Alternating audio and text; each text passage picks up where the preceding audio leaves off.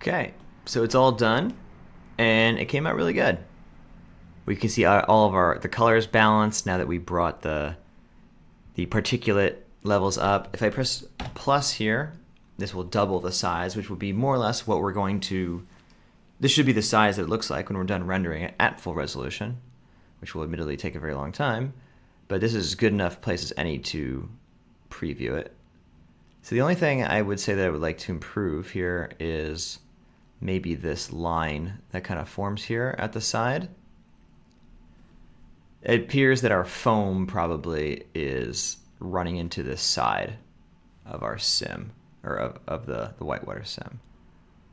So it got out there a little bit faster than we thought it would. I mean, in the liquid sim itself is probably doing the same thing, but that'll be harder to tell because at least that's getting ramped off with that blend attribute, or that blend plane. So in any case, we're instead going to just ramp off these areas instead of re-rendering it or anything. We can simply draw kind of a shape, which is called a roto, and just say make that fuzzy and then just kind of blend this out. And before we draw that shape, we need to specify what our working resolution is.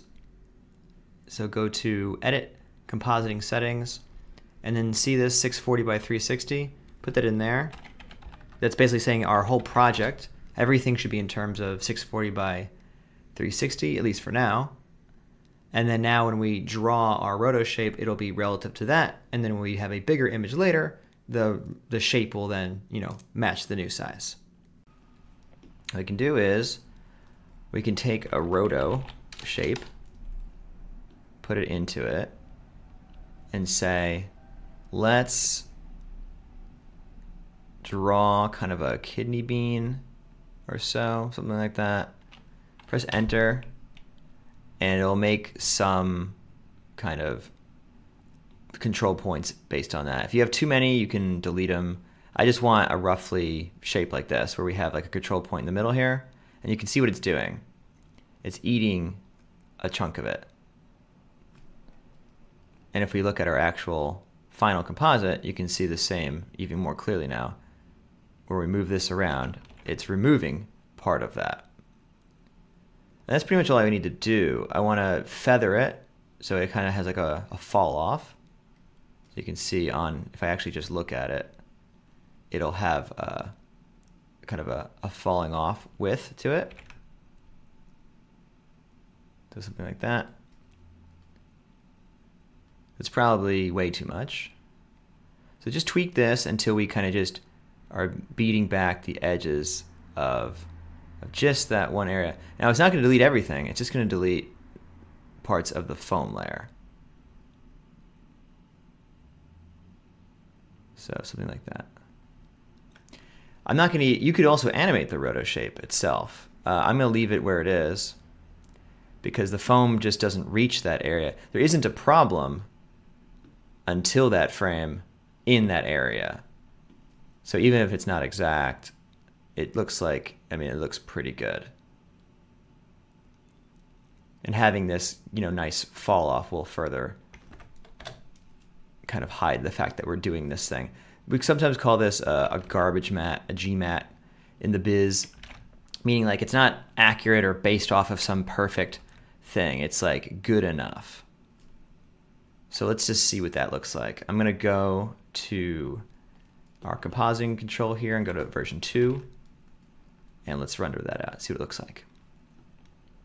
All right, so here's the version 2 with our roto. And you can see here on the last frames, we don't have that hard bright spot on the side anymore, giving away the fact that, this wasn't a tank.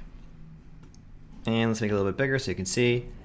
Yeah, it doesn't distract anymore, and that's the main thing. It looks like it just blends off just the way pretty much everything else is doing. Also important to note that we didn't animate our roto around to track with it or anything, so it's good to see that it's not causing any unexpected issues as well. So, very good. So the last thing we need to do, really, is to commit our computer to render this for the next 10 years. So up your render version to 2. And of course it breaks everything over here because there are no version 2 renders. And what does a version 2 render look like? Well, it's going to be all of our rendering friends without the resolution being overwritten. So turn that off. It should all be set. I'm just going to click on them real quick to make sure. Okay, good. And that's about it, honestly. You can now maybe turn those composite off. I mean, the composite doesn't take too long either way, but you can click on the last node here, go to make sure it's node by node, and render, and wait forever. If you want to, if you're going to do that, then get started right now. If you want to get some tips on how to maybe submit this to a render farm on the internet called Grid Markets, then watch the next chapter. Otherwise, don't worry about it and just wait for it to finish.